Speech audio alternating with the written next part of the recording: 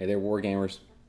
So I wanted to show you some of the stuff I've been working on here recently, and just spend some time painting and hanging out with you guys. So right now I'm working on a storm wall for a commission piece, and I've been pulling my hair out, gone a little crazy over the last couple of days trying to get this thing done. But it was one of those where you've got all the parts disassembled and you're painting them all separately, and I don't know how many of those you guys actually do, especially considering Games Workshop's instructions and pretty much everything are, why don't you go ahead and put it together and then try and paint it later. So a lot of people don't leave parts separate when they paint, just because they want to get it assembled because, well, A, it looks cool and they want to see how it looks, and B, because they'd rather go ahead and start playing with it before they paint it. So, you know, nothing wrong with that. I have scores of unpainted, already assembled models, so I am subject to this too. Anyway, working on this storm wall here. Let me get him up into frame, and I'll give you a closer look at him in a second here. This is for a gentleman I've been working with for a little bit here, and seems to be very excited about getting Stormwall back. I should be shipping it out today, I think. This is Saturday, the August 18th. So I just got to get the little lightning pod things finished up, and those are pretty simple. They're only 3 pieces. It's like this little shaft piece and then 2 little like clam shells that open up around it. So they're all pretty much solid colors. I'll do some shading with the airbrush, but no biggie. Also, I picked up a new airbrush compressor, and for those of you who followed any of my airbrush tutorial stuff, the Airbrush Everything series, I finally splurged, and here's the reason why. I may be going to a convention here in North Carolina that I may be teaching some workshops and doing some seminars. So I needed a compressor I could take with me, and an industrial compressor is not really going to, it's not going to cut it, because you've got to have it, number one, indoors, where it's going to be polluting the air because it's an oil compressor. Like it has an oiled engine, and then the other thing is it's really, really loud. So I went ahead and picked up another compressor yesterday, and I have been absolutely loving it. This thing is super cool, and I'll take the camera down in just a second here, and I'll show you everything, like how it's hooked up. But you'll have to excuse the insane mess in here, just because I've had 0 time to clean up, because I've had 100% go paint time. So yeah, all right. Well, I'll take the camera down now and I'll show you. Okay, so here is my the rack that comes with the compressor, and then comes down here, and you've got a compressor or a pressure regulator here. So it's really handy to be able to just change the pressure on the thing. And then you've got the output hose that goes down onto the floor and then back up here.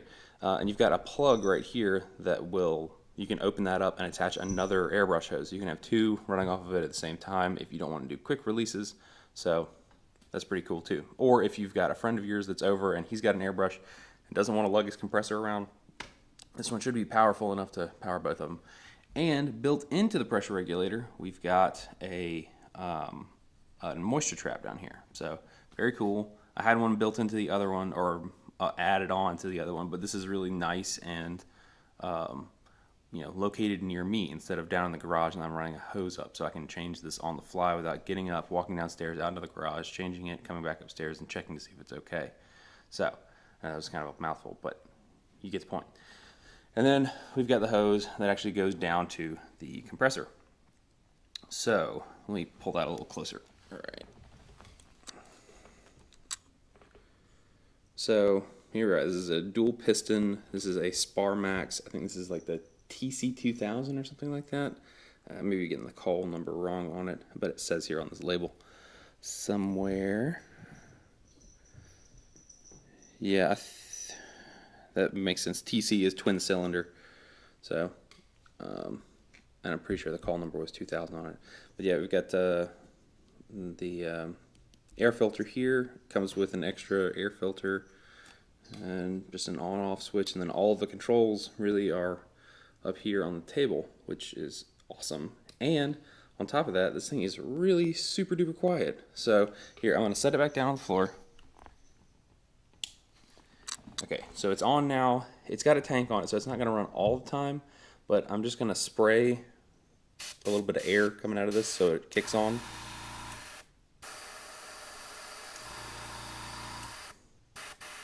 Super great.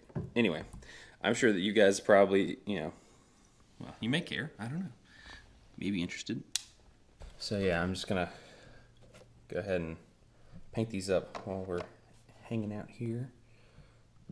Man,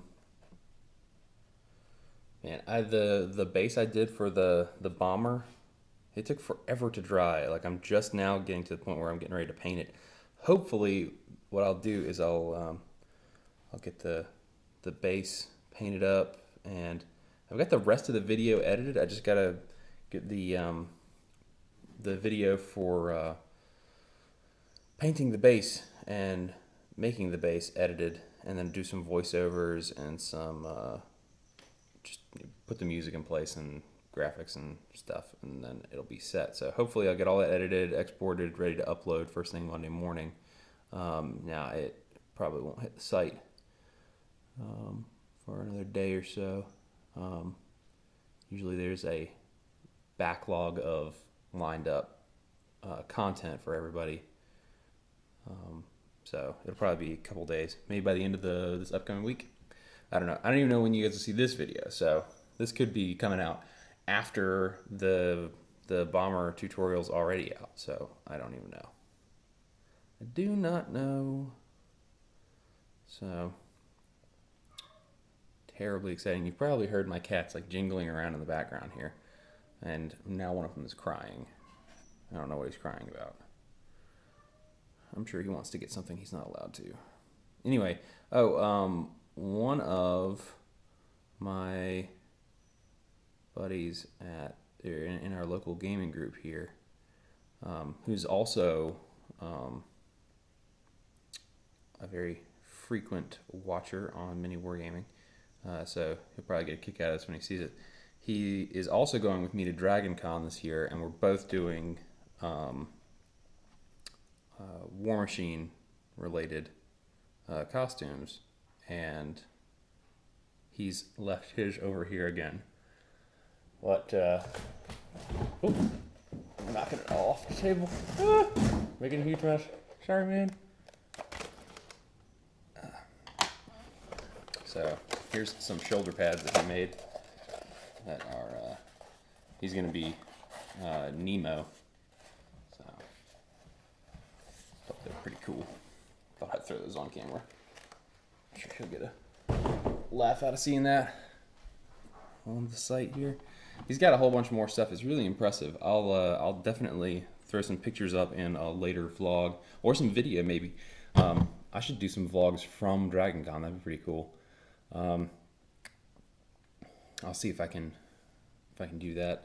I'm sure there's going to be all kinds of crazy, wacky stuff there. I know there's going to be some gaming, but for the most part, it's just sci-fi fantasy. And I don't want to, overgeneralize about our population here on MiniWarGaming, but most of us wargamers are also into sci-fi fantasy, mostly because our war games are sci-fi or fantasy. So, getting to see some of our potentially favorites, TV, movie stars, or previews for new TV shows or movies in series that we already huge fans of is pretty cool. It's like most of the time when I go to a convention, I like to go to a gaming convention, but this one seemed cool. I had some friends already going, and my wife was super stoked about going, so that's what I bought Us for our anniversary this year, and yeah, I think I said in the previous vlog, I'm trying to completely convert her over to nerddom, and maybe one day I'll actually get her gaming. It's like the most that she does right now is board games, which is still gaming, and I like board games, but it's not even necessarily the like super hyper complicated ones. And I'm a fan of the classics, but she's more into like simple but strategic, kind of like Clue and some of the old like classic Milton Bradley one. I think it's a Milton Bradley one. I don't know. And then a lot of the like party games like Apples to Apples or other stuff like that. Stuff that, you know, you're not frustrated because it's so complicated and you have to memorize a whole bunch of rules. But I pretty much have based my life on learning a whole bunch of rules for games and things. I mean, I'm not saying I based my life. That's kind of extreme. I've spent my life so far learning a whole bunch of rules. I mean, I've been playing D&D since I was like 10, and I just consume rule books. In fact, I don't know if I even mentioned it, and it's kind of funny that I'm mentioning it now, considering I got all the books in the background here. I'm in sort of an alternate location in my house, and this is just so that I can be more productive. I feel more productive downstairs, where like everything else is happening, where there's always people, whether my wife has friends over or whether I have friends over. I always feel more productive when I got like people around me. So somebody to talk to and chat with. So in that respect, you guys are helping me right now because I can talk and not get bored just being in here alone, wanting to claw my ears off because it's so quiet and echoey. I was in the middle of saying something.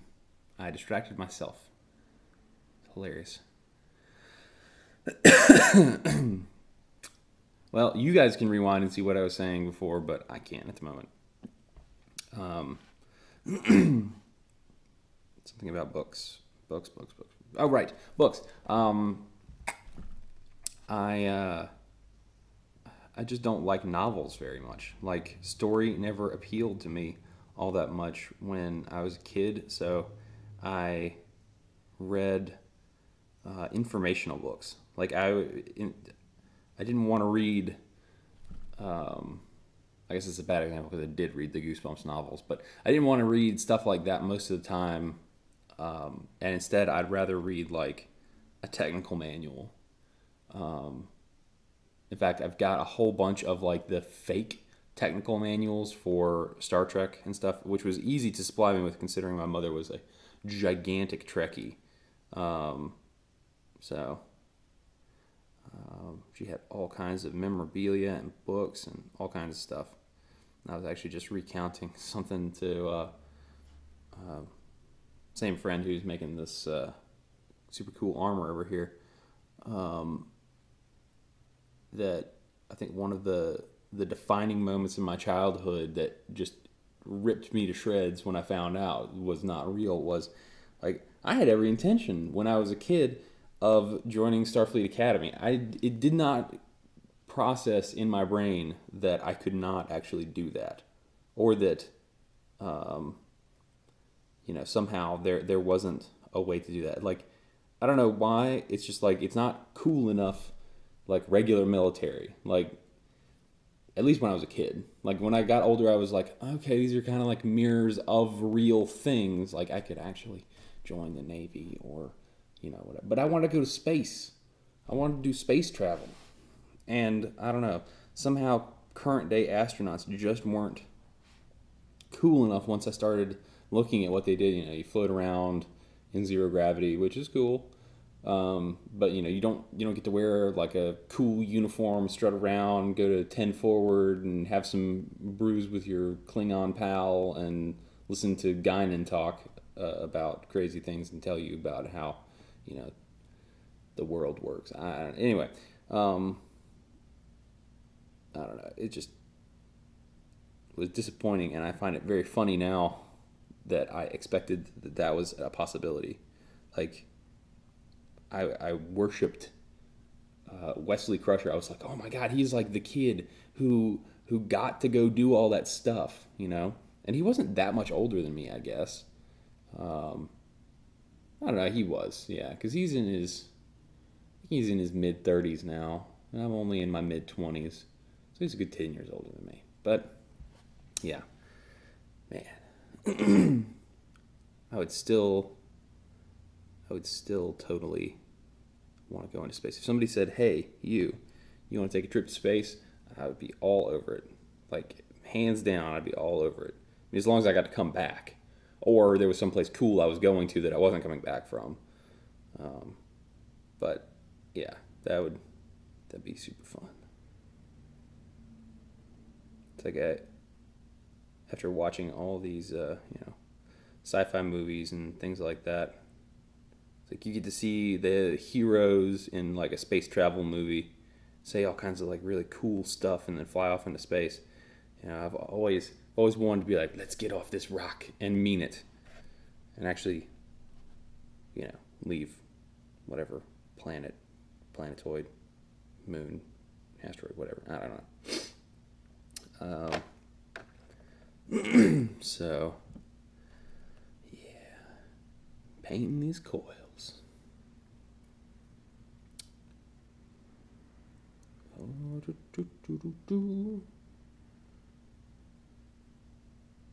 So yeah, in the last video, and I don't have them right in front of me right now, so I don't know exactly who said it or how they were worded. I'm just sort of remembering some of the requests or questions. Most of the questions were, can you do X?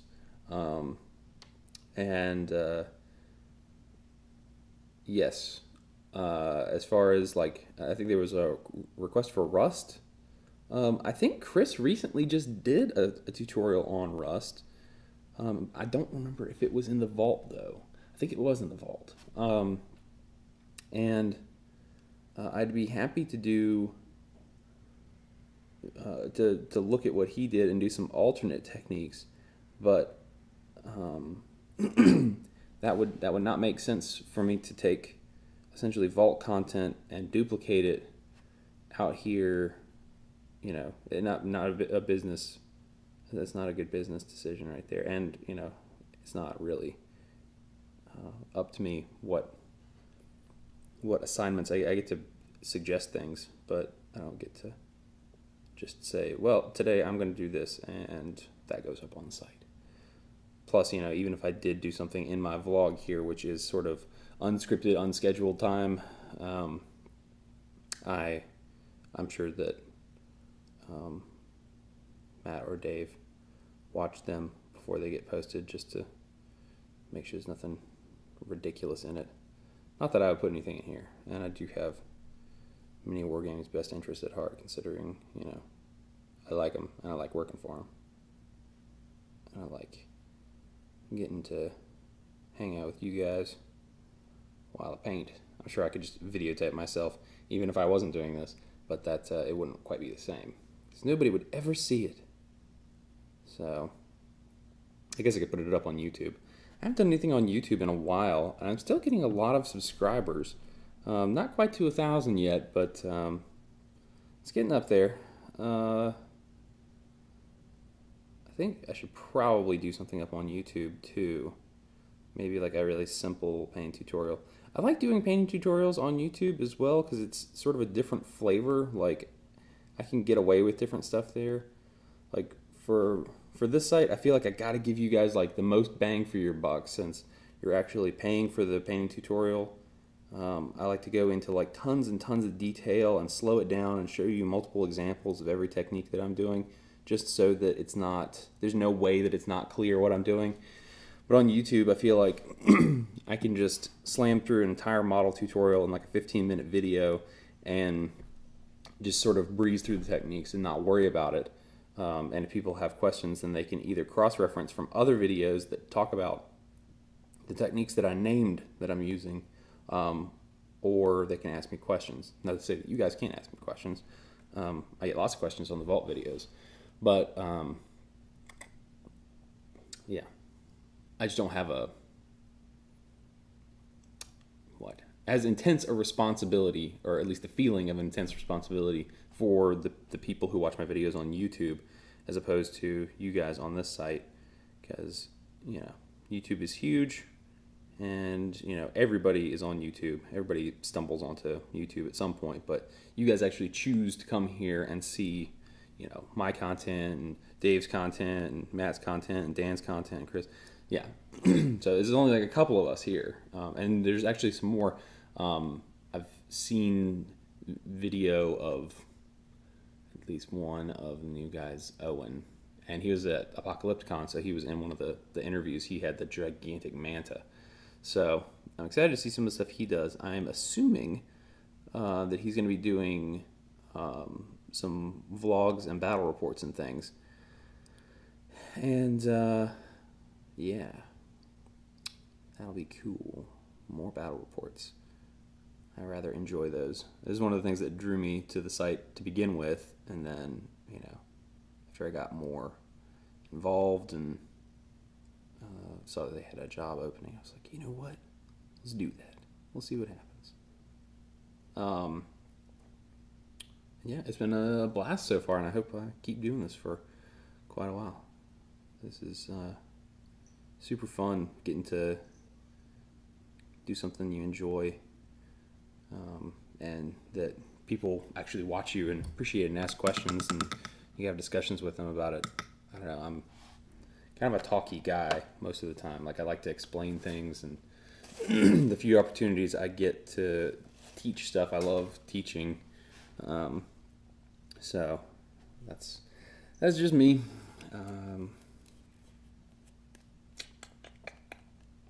I actually work at a university, but I'm in IT, so I don't really do a lot of teaching most of the time. So I have recently actually been doing a lot of. Hold on, let me take this out of my mouth so you can hear what I'm saying. I've been doing a lot of sort of instructional stuff on campus because I'm developing a new product for the campus to use. Those of you who know what the product is, it's Citrix, and we're using Zen app, which will allow us to deliver applications to computers anywhere, or iPads or iPhones or Android devices, or BlackBerry, I think, has a receiver in it too. Basically, you install a little like applet on one of your devices or your computer, and then we can deliver a whole bunch of applications to your device, and you won't ever have to actually install them, is the cool thing. They just sort of stream over the network to you. So there's no storage on your hard drive taken up by the application and all that jazz. So super cool when it works. Whoa. So I just got a text message actually from one of my buddies who's at Gen Con right now, and goodness gracious, he just sent me a picture of a stack of the old Axilis minis somebody's selling over there, and they are mega cheap. Like, it looks like pretty much every single box there that they have is like $12. And the only one that I'm like, ooh, maybe I should get that, is the Mangonel set. It's 2 catapults with some crew members and stuff. And catapults are like so ubiquitous to like every single like fantasy war game out there. Not to mention, you could probably bring it into 40K just by, you know, I mean, you could make it orky, and then you could do whatever you want with it. Yeah. Wow. That's a lot of them too. Like, it's a huge, huge thing. Yeah, I'll put a picture of this up there on the screen so you can see what I'm seeing here. That's crazy. That's a whole lot. Oh man. Cool. Well, I might ask him to pick me up some of those. At least the Mangonels. Yeah. Oh, and Privateer Press. They got some really cool con exclusive minis right now, which completely sold out at the con, but you can still order them online during the con days. So I know this is going to be, way past. This will not be posted this weekend, and the con will go through this weekend. So hopefully this is old news to you, and if you wanted one, you already got one. But the and they have sort of a theme here. It's like a pinup girl theme. They've got the Kador Bombardier Bombshell, and it's a female, Kadoran that is like halfway out of a set of Bombardier Man of War armor, and under like the armor's arm is a big keg, and then she's like holding out a stein, and she's like halfway climbed out of the armor, and she's not scantily clad, but she's wearing very tight clothing, and she's got like, the way they have her painted up, at least she's got like a tattoo on her arm and stuff. So very like World War II Rosie the Riveter, except more attractive. And then the other one was a Circle Orboros Druid Gone Wilder, and it's essentially pin-up girl version of a Druid Wilder, and I think she's sitting on the Woldrath's head. Like, they sculpted the Woldrath's head and then had her sitting on it, and I think it's like crushing a what are the troll runts. I can't think of their name. I'm sure one of you guys will remember. Put it in the comments for me. I'll probably remember it like 30 seconds after I stop rolling this video. Yeah, and she's got a beer, and she's got a little wooden keg on the base with her. So it's super cool. I really want to get one, do a painting tutorial with one, but I just don't know if I'm gonna.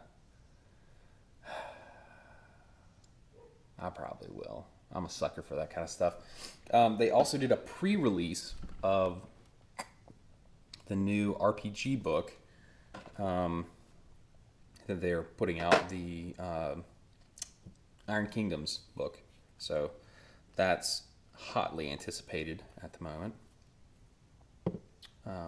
And they sold out of all copies in like minutes, I think.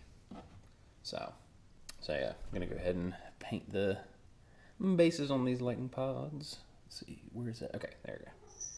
Just gotta make sure that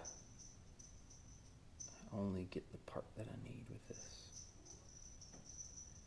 Good Lord, cat is just running around like crazy. So, yeah, this is a rather intense model to paint. Not this lightning cold, but the storm wall. And I would not take it lightly. It's got so many parts on it. It takes a while just to clean everything. They're really pretty well cast. So I mean, there isn't a whole ton of defects and mold lines and flashing or anything like that, but there's just so many parts, and you inevitably have like a little mold line you want to clean up if you want it to look perfect. So you just it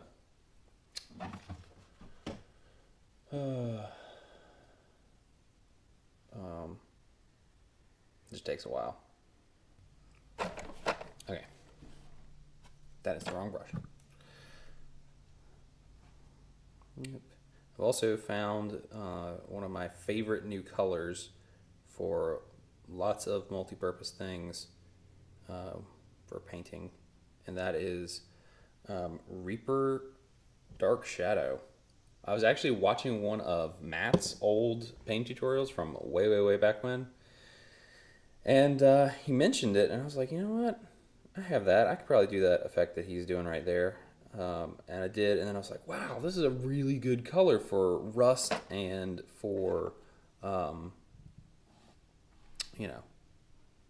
just about everything. Like doing chip paint and having it underneath, it's like a really old rust look. And I rather enjoy using it on just about everything. I'm using it right now to do the undercoats for some bronze or gold. Either way, I think it's a really great undercoating for that color. And it also sort of gives you some leeway. Like, if you get a nice opaque coat of this, you don't even really have to get a completely opaque coat of whatever gold or bronze that you're using. It sort of blends in. And if you, like, this one's got a whole bunch of vents and stuff in it, little recesses. And if you just sort of, like, not just dry brush, but if you just don't focus on getting all the recessed details, it actually looks kind of cool. Like, there might be some corrosion or dirt or something stuck inside it. So, I think works pretty well.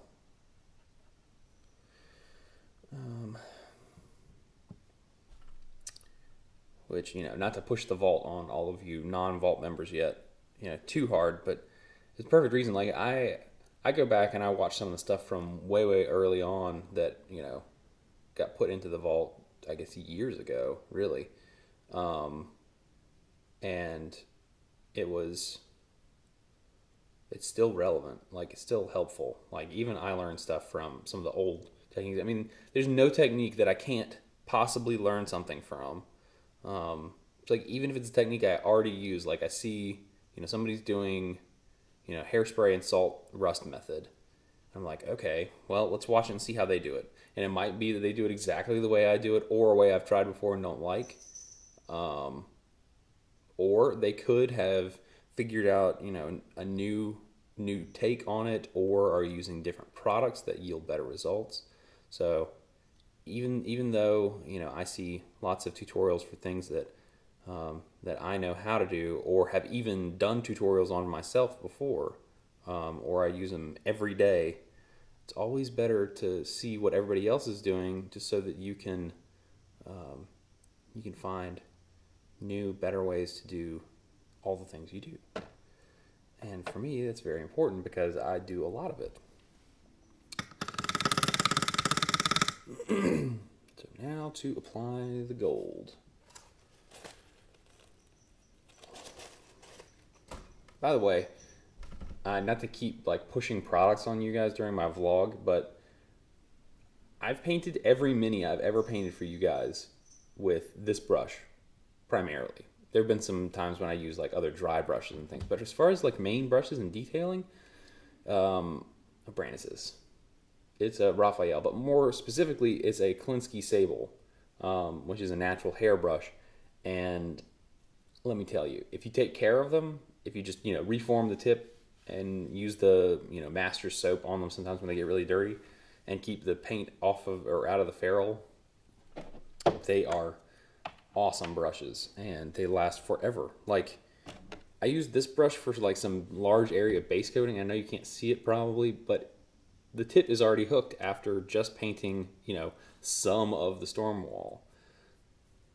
And it's just, Klinsky Sable is where it's at. They will last forever. You probably get 5-10 years use out of a single brush. And yes, you could buy a brush for $5 that is pretty decent, but for $15 or $20, you get this brush that's going to last you longer than 100 of the other brushes, especially when you paint as much as I do. I paint, probably 30 or 40 hours a week. So it's my other full-time job, but I like this job. This job is fun. I get to do lots of cool stuff and paint all kinds of cool minis and share them with cool people like you. So everything's cool. I literally rolled out of bed and started painting this morning and doing this vlog. So I'm still a little sleep crazy. I don't know. What's the word? Slap happy.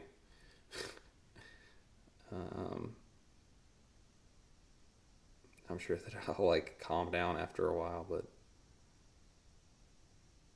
yeah. Anyway, I don't even know the words I'm saying. Woo.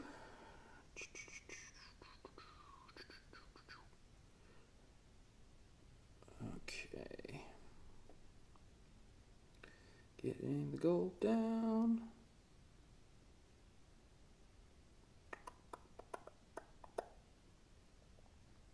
So yeah. I don't even know what to... some of you guys are probably going to be like, what is wrong with this guy? I'm usually not really into a whole lot of comedy films, like, or TV shows. Like, I prefer more serious, like, police procedurals or, you know, dramas and things like that. Nothing too, you know... When I say drama, I always feel like... Whenever I hear drama, I always think like Lifetime dramas. No, I'm talking like stuff like, I guess more like action drama. I don't know. Like, I like True Blood and stuff like that, and I'd still classify that as a drama because it's mostly interpersonal relationships and stuff like that. But one of my friends who's into comedy in pretty much like every form turned me on to a kids show, actually, and I've been watching it, and I have just been...